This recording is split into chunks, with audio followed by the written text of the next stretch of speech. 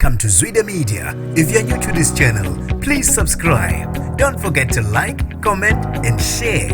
Here's a new video for today. Enjoy.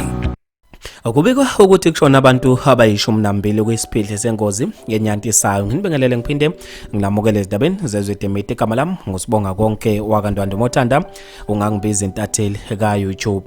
Kuphangalale abantu abayishumi nambili engozini enyantisayo yenzeke emgwaqeni R34 eFryhead ngaphansi kwesifunda iZululand.